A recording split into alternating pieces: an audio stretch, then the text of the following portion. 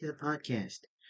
In today's episode, I had the pleasure of sitting down with Mr. Clifford Morgan, who is a psychologist, a speaker, and who has had a background in the Royal Australian Air Force. Clifford shares powerful insights on leadership, mental resilience, and what it takes to thrive under pressure. Whether you're a coach, leader, or simply looking to elevate your mindset, this conversation is packed with wisdom which you wouldn't want to miss. I'd like to thank Clifford for taking the time out and sitting with me and answering all of my questions. I also have a humble request to all the viewers of this podcast, wherever you are around the world, to please subscribe to the channel, as this will enable me to bring more and more guests on the show from around the world. Additionally, this episode will mark the 24th episode of the podcast, and the viewership is growing quite a bit. So I'd like to thank all the subscribers of this podcast for subscribing and supporting the channel. Sit back, relax, and enjoy the next 1 hour with us. All right, so I think recording has started. So welcome to the show, Mr. Morgan. It's a pleasure to have you with us today. So today we have Clifford Morgan, who is an endorsed organizational psychologist and a leadership expert, and he is currently the director of Lumion Consulting. With over 2 decades of experience, he has worked extensively with leaders across various sectors, including defense, government, and business. Clifford holds a master's degree from the University of Queensland in organizational psychology, and he did his undergrad at the University of Southern Queensland. And he served for more than 15 years in the Australian Defence Force, and he has also led and coached personnel in high pressure environments. Clifford has collaborated with CEOs, military commanders, government executives, and community leaders. He's also the author of The Coaching Leader, a practical guide that emphasizes the importance of coaching skills in leadership. Additionally, he has served for more than 12 years as a telephone crisis supporter for the past 12 years, providing guidance and support to individuals during critical moments. So thank you so much for joining us, and yeah, let's begin. Oh, thank you very much for having me on the show. It's an absolute pleasure to be here. Thank you. So just out of curiosity, what made you pursue a career in psychology? Why psychology? So, look, it's really an interesting conversation. Often when people explain why they chose psychology, it's around helping people. There's a lot of people in our profession that said, "Oh, I really wanted to help people through the struggles and those sorts of things." It's really not the case for why I initially got into psychology. I jokingly say that I had nothing else better to do. But there is an element of truth to that. So, as you mentioned, my career started in the Air Force. I was what they call an airfield defence guard, which is basically infantry skill set but defending air bases. In the yeah, in the States, I know that they've got an equivalent. The Air Force have an equivalent over there, and I had the opportunity to kind of serve alongside those guys in a couple of exercises and things like that, which is pretty cool. But I was a patrol commander and a weapons instructor for many years, and when I got to the point where, while I still loved the job, I knew the longer I stayed in, the harder it would be for me to get out and do something else. And so I decided that it wasn't going to be a 30-year career thing for me, and I needed the military was only ever going to be a temporary thing. So I decided that it was time to leave, to discharge from the military. And I did what I tell everybody not to do, and that is to discharge without a plan. So I didn't have a plan when I put my discharge in. I didn't know what I was going to do. But my dad had seen an organizational psychologist running military. Oh, sorry, he was an ex-military guy that became an organizational psychologist running leadership training. And he'd seen that many years ago and thought Cliff would be absolutely brilliant at that. He should do that. And he tried to get me to do it outside of when I first left school. But I kind of spoke to him and I said, I'm never being a psychologist. The only people that have become psychologists are those that are so broken they want to fix themselves by learning how to fix other people. And so I didn't do that out of school. But when I was discharged from the Air Force and didn't have a plan, my dad suggested, well, why don't you give psychology a go? And I literally didn't have anything else better to do. So I gave it a go and absolutely loved it. You know, I love understanding people and what makes them tick and what motivates them, and how we can use that understanding to then influence them for good. And that's really what leadership is. How do we lead people better? By influencing them, understanding what motivates them and how we can help them grow and be better and do better and achieve more. So that's, I guess, the story as to why I got into psychology in the first place. Okay. And you spent, like I said earlier, like over 15 years in the Royal Australian Air Force, coaching Yeah. and leading in high pressure environments. So what sort of leadership lessons did you take from that experience, and how do you think they translate to the civilian or corporate setting which you're working in right now? Yeah, look, there are so many different leadership lessons to be learned. And I think one of the military kind of, for a lot of people, has this a reputation for producing good leaders. And I think there are some great things about the military environment that really do facilitate leadership development at a really high level. One is that, you are constantly put into scenarios to lead, which I think is really important. Whether in the military, you're often constantly training, and particularly in the type of work that I was doing, we are constantly training to do a job. And if we're not training in barracks, then we're away on exercise training in that sense. And then, we go on operational deployments and we go and do those sorts of things. And so we're constantly being put in positions to lead.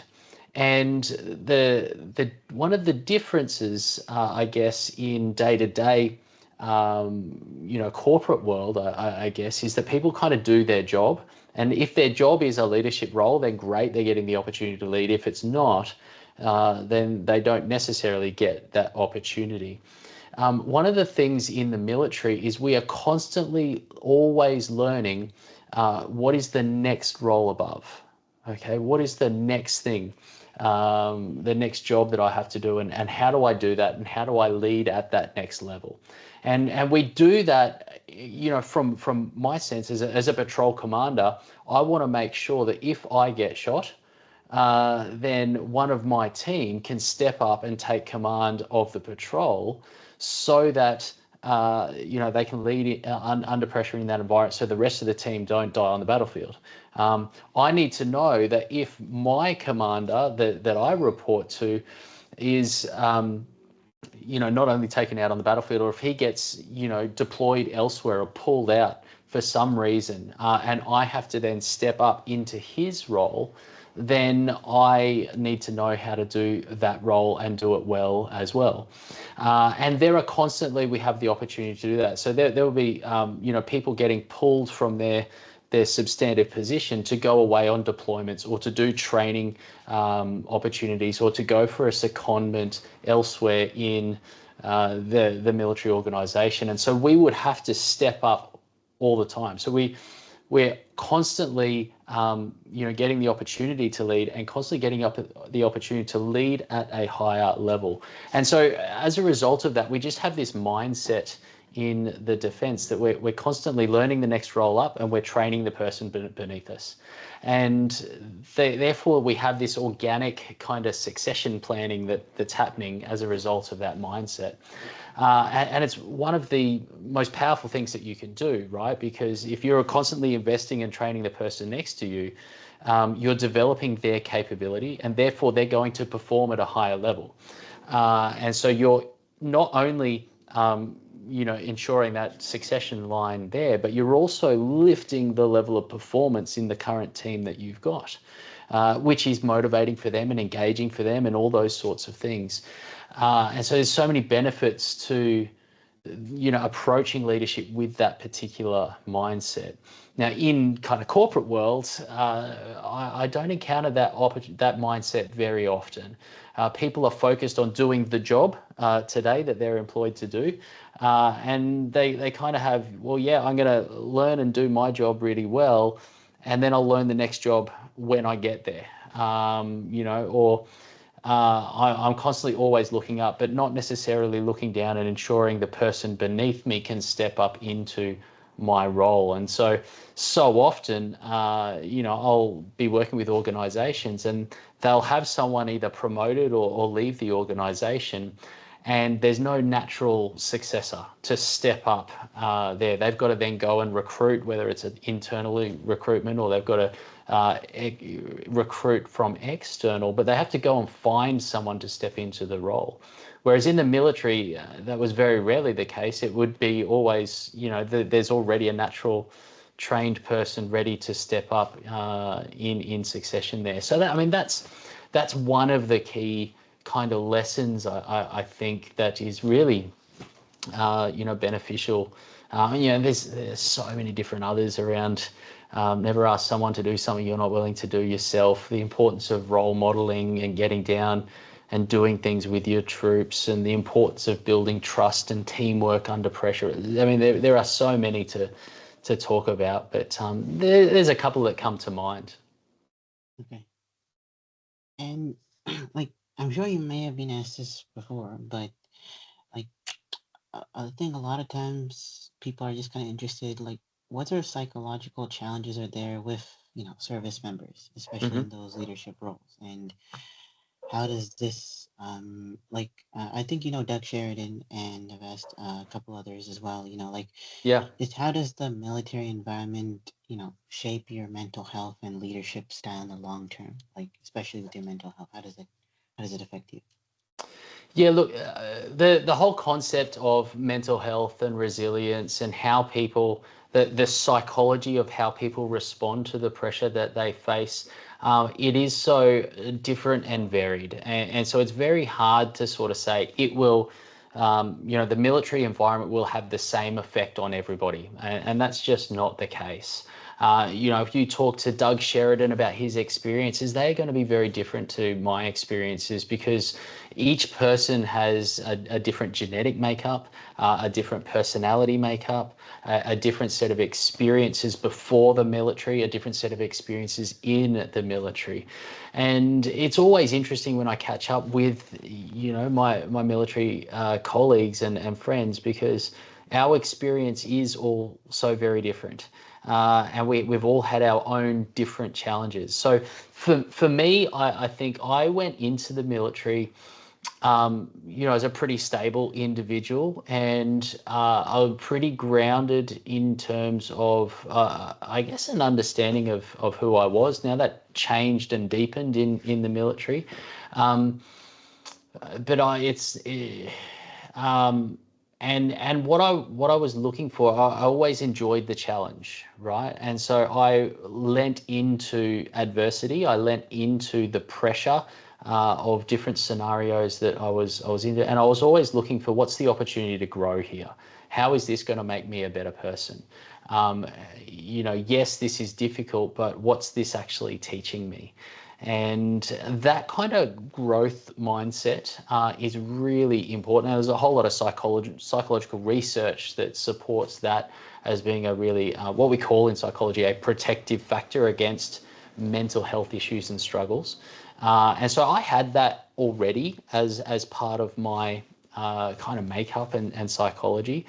And so I responded in I guess the pressures of the military in many ways kind of reinforced that and continued to build that, right?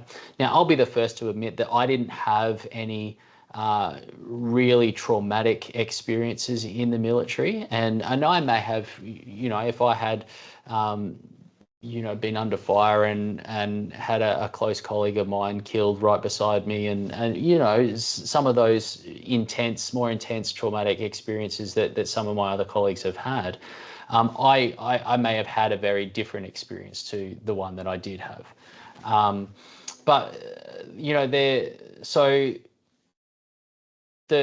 What the military environment does, I think, is provide exposure to pressure, exposure to hardship, and that for many, the way people respond to that will be different, and that depends on, as I mentioned before, genetics, personality, psychology, all those sorts of things. So for people that have a naturally kind of growth mindset, as I said, often they thrive in that environment. And often people that have a bit more of a fixed mindset, I'm either capable or I'm not, I can control this situation or I won't,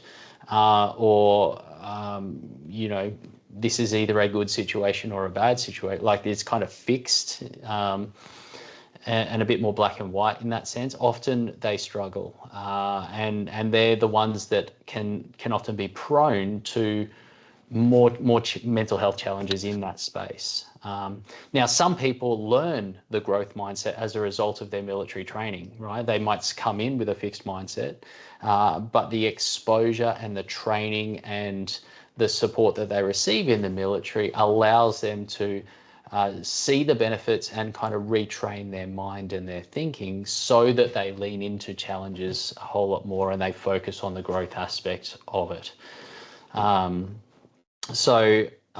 I hope that answers your question. I think for me, it kind of reinforced the particular mindset that I had. For others, they may respond differently, but there's no, every veteran or every person in the military kind of has the same experience when it comes to mental health. Okay.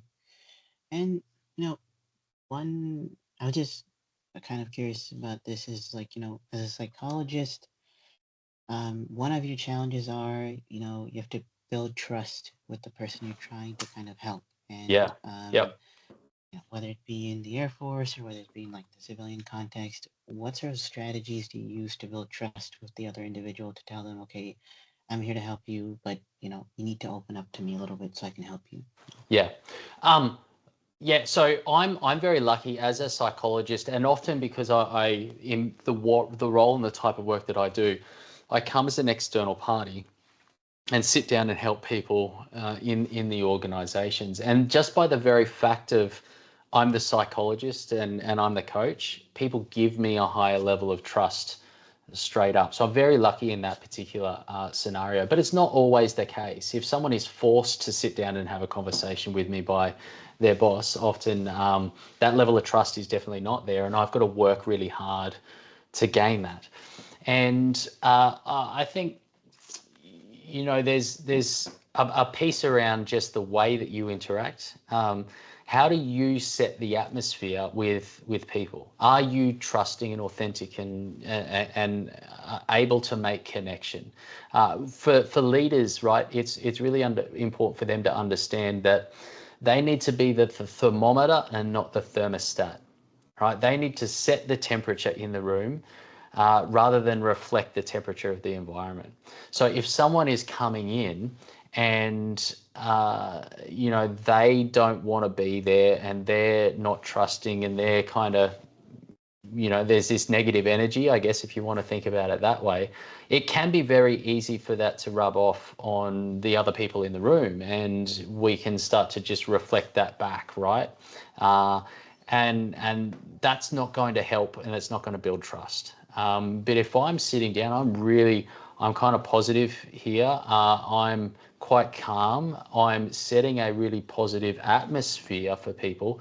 Then that kind of lays the foundation for them to feel comfortable enough to have a conversation.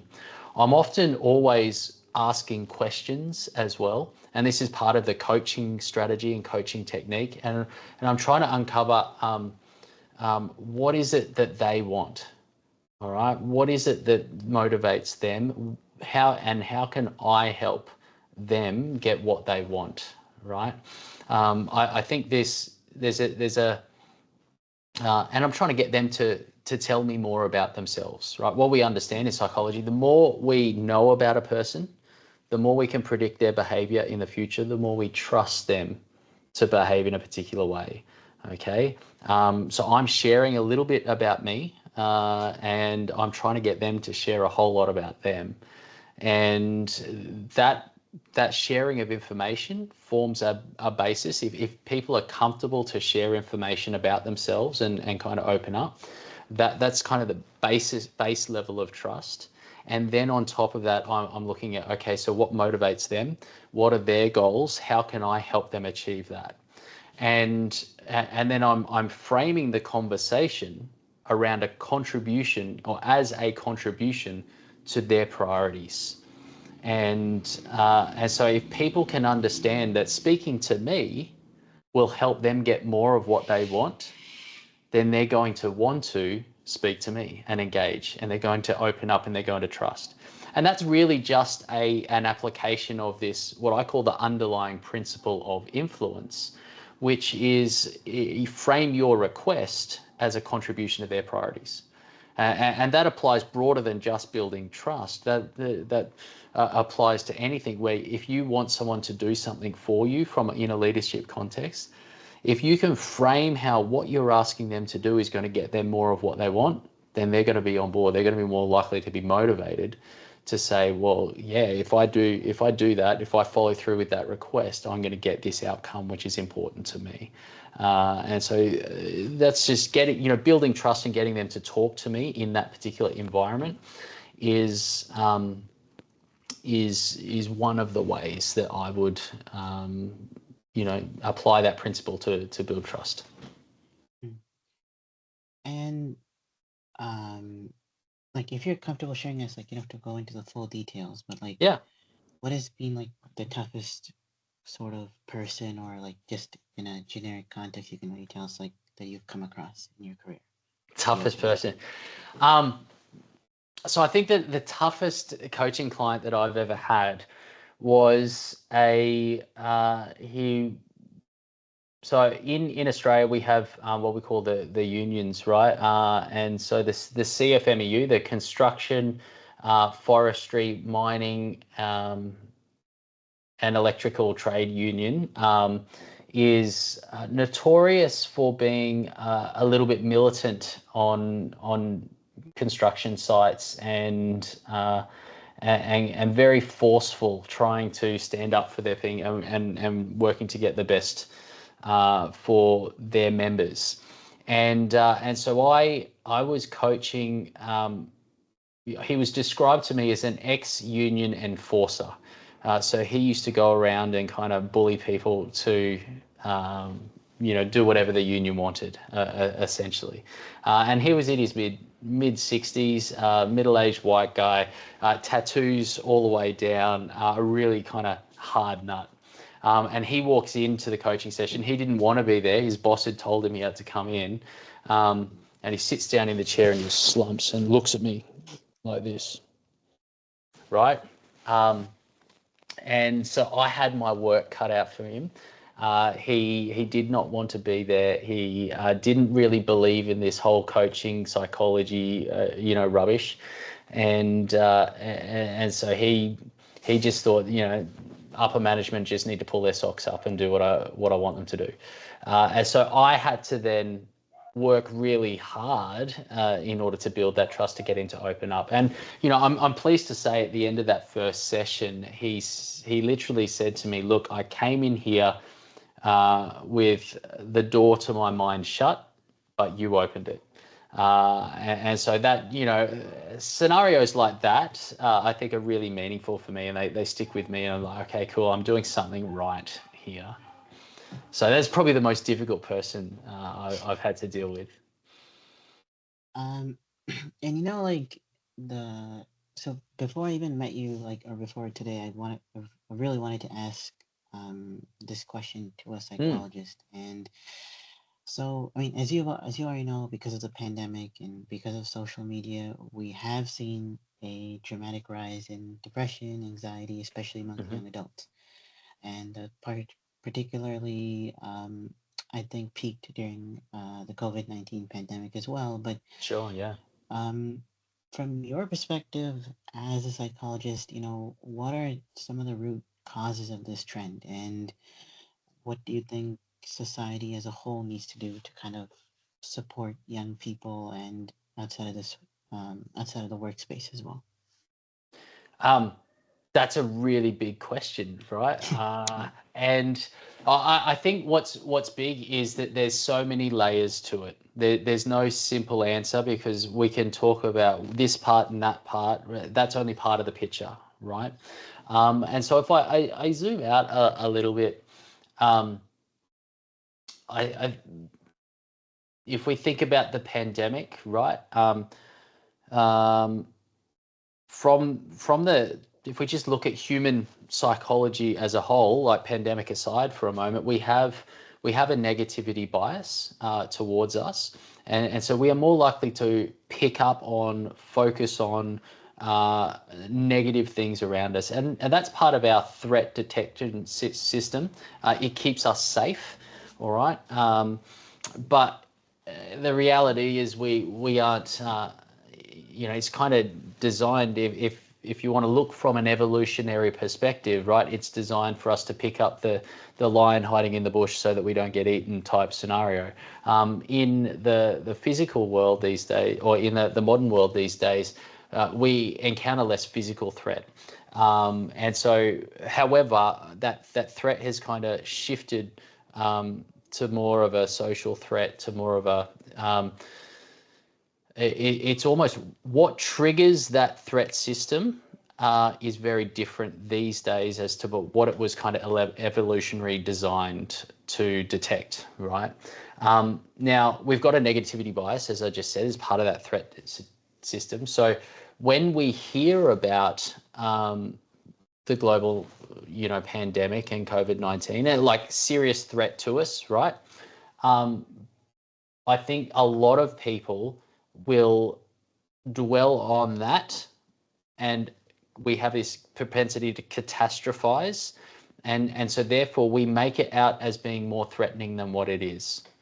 Now, not to mitigate, I think, the seriousness of the pandemic, but as a general rule, what threats there are, we fixate on, and we catastrophize, and we think worst case scenario, and we think that the worst case scenario is much more likely than what it is, and that forces us to ruminate on things a whole lot more.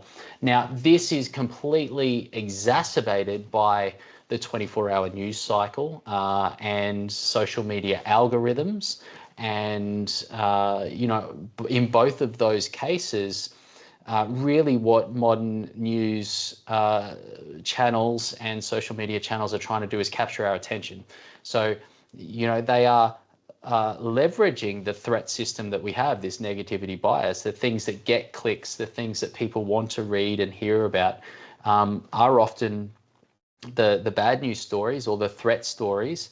And if we're constantly seeing those in our feeds and on our TVs and wherever we're consuming news, we actually think that threats are much more present and likely and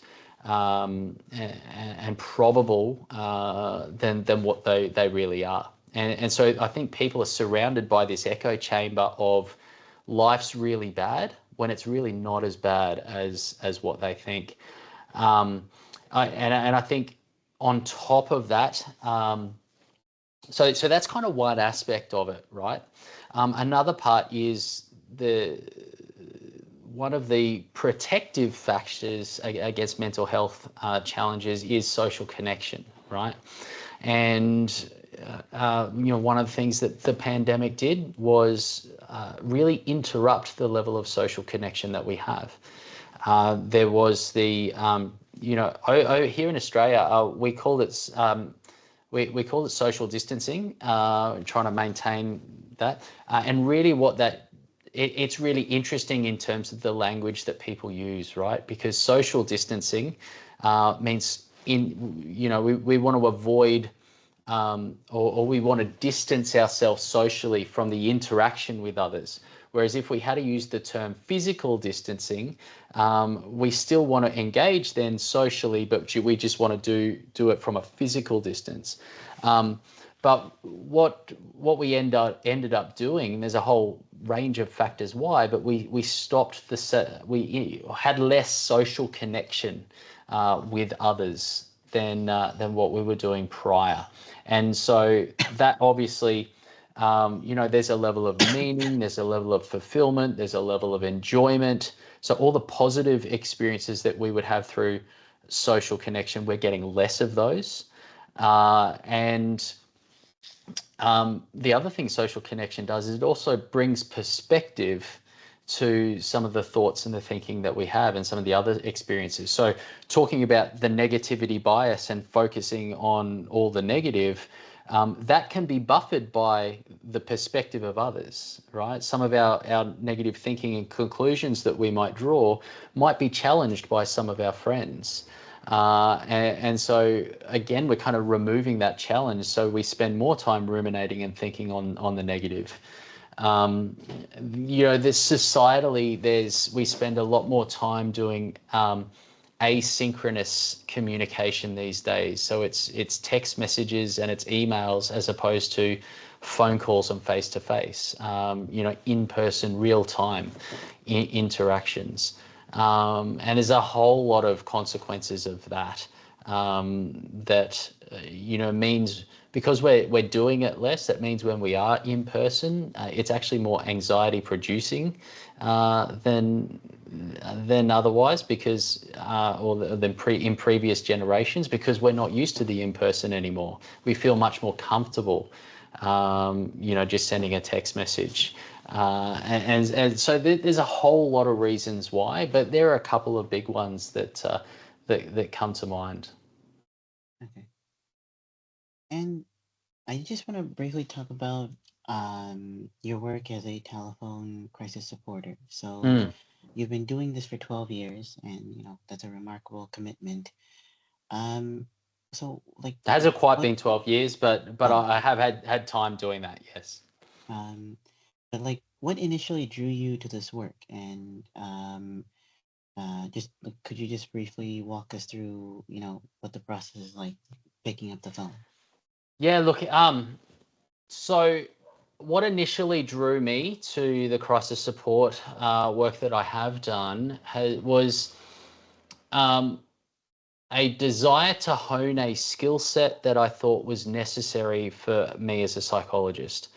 So I started that very early on in my training and career as a psych.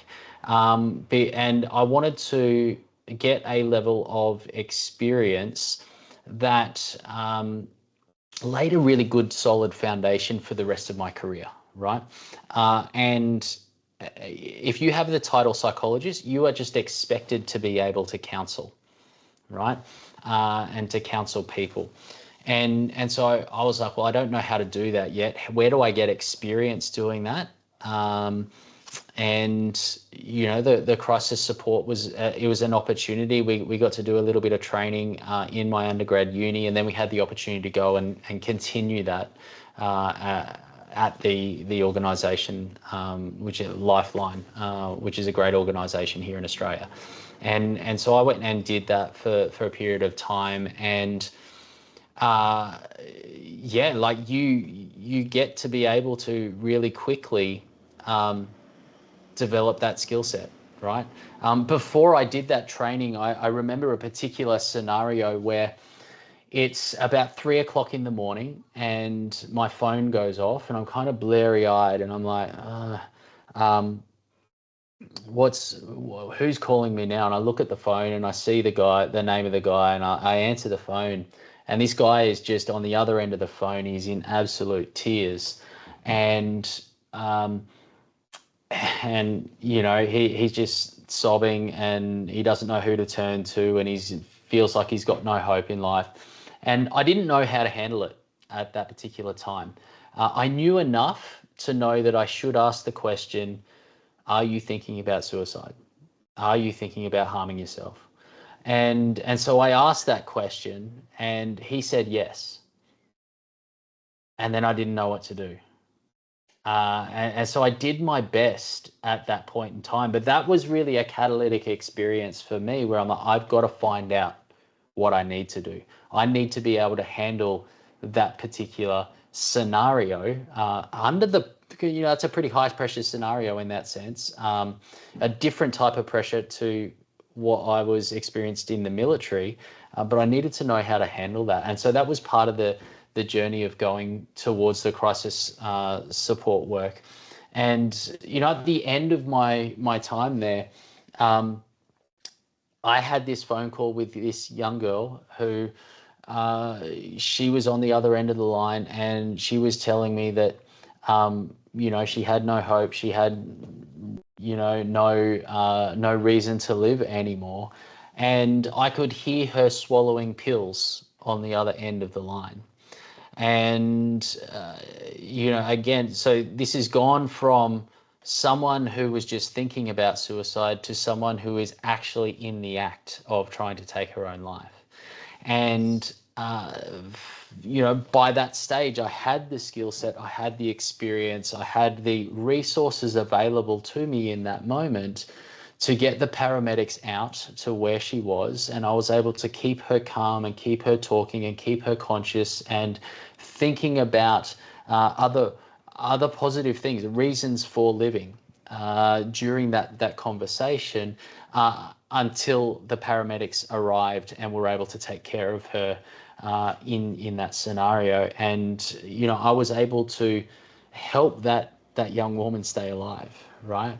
And so, the work that I did there was very much started in a place where I didn't know how to handle it, but I needed the experience. And so by the end of that, that's definitely what I got through my time there. So, and some of the most, meaningful kind of lessons that I learned there. And, the reality is for a psychologist, and this is true for leaders in the workplace as well, normalization and validation are two of the most powerful tools that you can ever use. So normalization is basically saying, hey, it's normal for you to have an experience like this under the scenario, or to feel like this, or have those thoughts when you're in the middle of that particular experience, right? That's a normal response.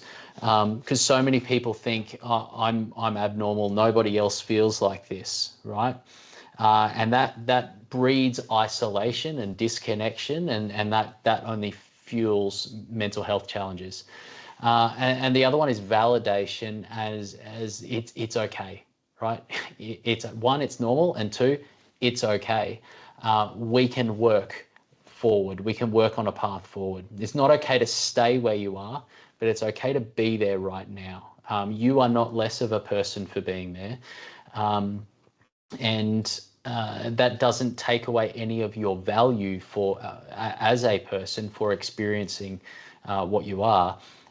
Let's focus on getting you to a place that is much better.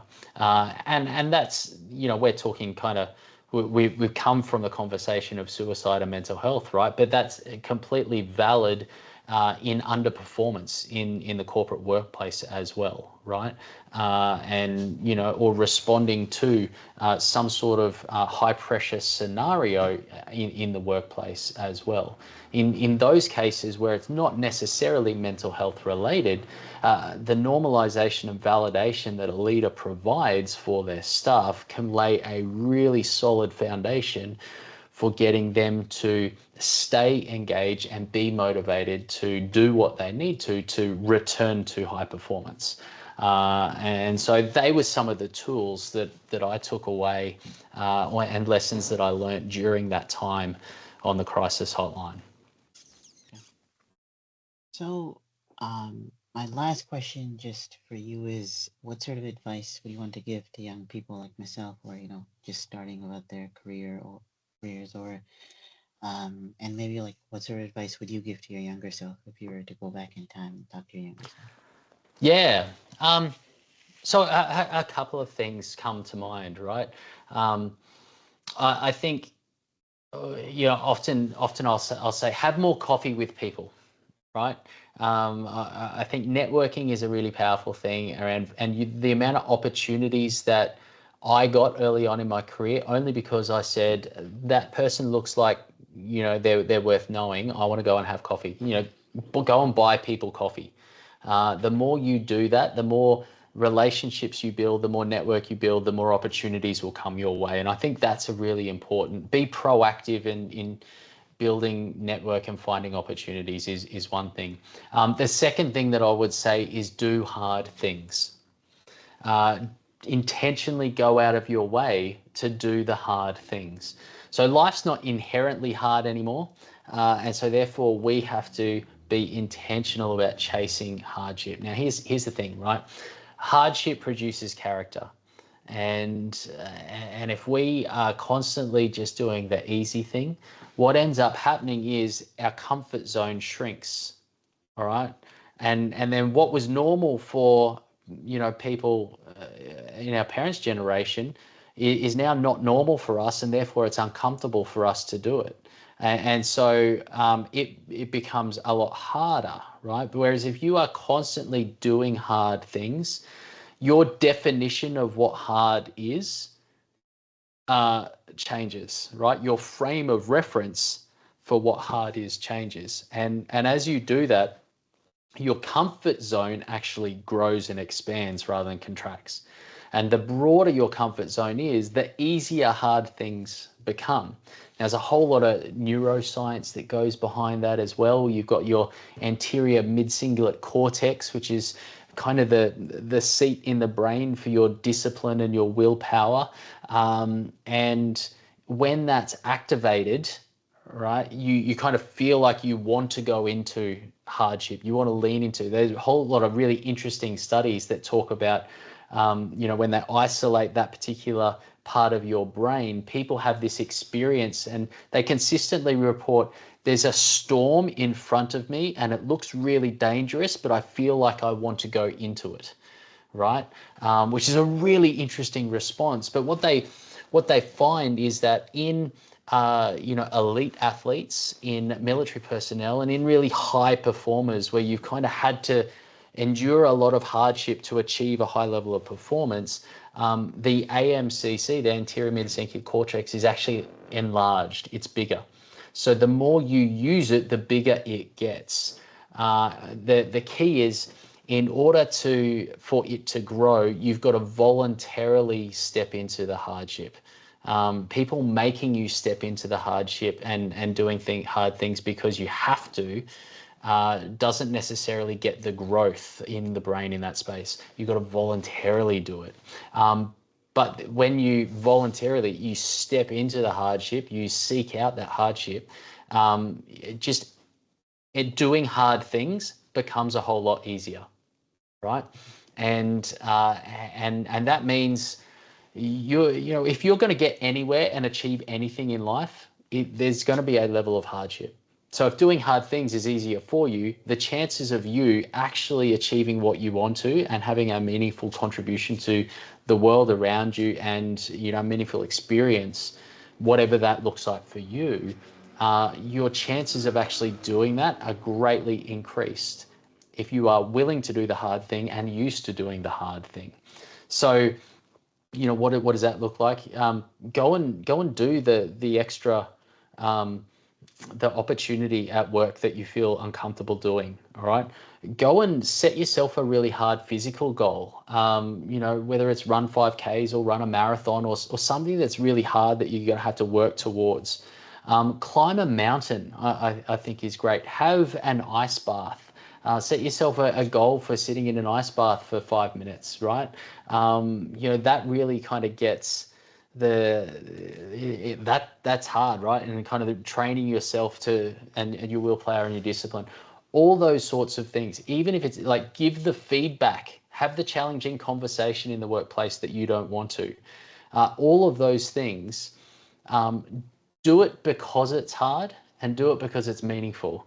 And, if you're used to that and you build that ability, then your life is going to be, one, easier, but two, better. And so that's a piece of advice that I often give to young people is choose hard things, all right? Chase hard things. So thank you so much, Clifford, for coming on my podcast. We had a very interesting conversation, and we took the time out to answer my questions. So yeah, thank you so much. I'll just spend a few days editing this, and then it'll be out for the world to see. So thank you so Not much. a problem. It's been a pleasure talking to you, mate. Yeah, All the best with everything, and thanks for having me on. yeah. All right. Thank you, Clifford. Thank you. Bye. Bye bye.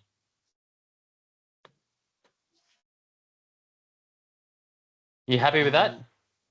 Oh yeah. So yeah, the recording's done.